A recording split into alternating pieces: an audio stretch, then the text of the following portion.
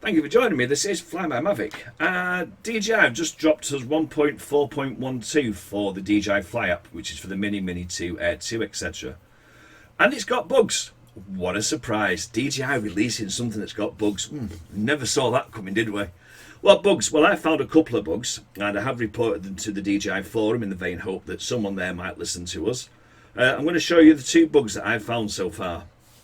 If you go into advanced gimbal settings like this, and you go down to your rotation speed, or probably any of the settings, this was something that happened because my quad wasn't stopping when it was turning. So I've set that now to 36, and if I scroll down, there's a big blue reset button there, and you can see it being pressed. And what it should do now is go back to the default settings, but it hasn't. It stayed at 36.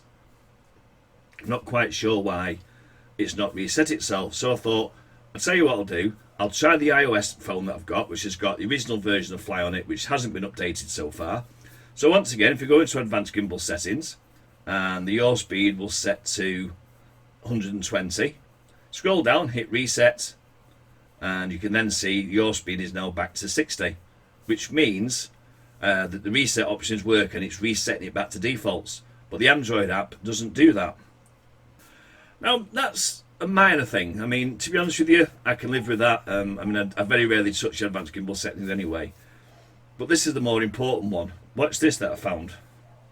So this is doing a return to home, and as you can see, I've done return to home, and you've got the blue and yellow icon. I think the yellow icon is the home point, and the blue is supposed to be the controller, or my phone as it is.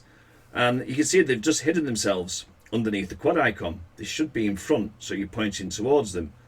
Now, obviously this means that as it wanders around the quad, you're not entirely sure where your home point is, which is really poor. As you can see at the moment, it's just moving around the back end of the quad. It's like it's circling it, like it doesn't know where it is.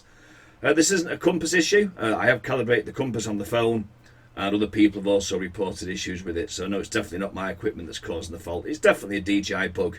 So that's it. Yeah, it's a couple of bugs that I've found, and I always think that if you find at least one bug in an app, there's probably going to be more, so it might be best, if you don't need live streaming, which is about the only thing that's been added in worthwhile, to stick with the current app that you've got.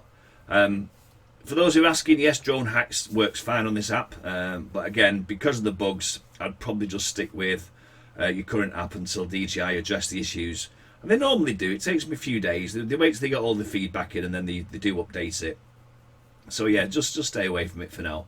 I only found out about the yaw issue because my quad was rotating after I'd stopped, let go of the stick. I must have messed with the settings at some point. So now I've done a full reset in iOS, everything's back to normal and it's all really good. So yeah, just avoid the app for now, I think would be the best bit of advice I could give you. And that's it. Thanks very much for watching. Take care, and as always, fly safely.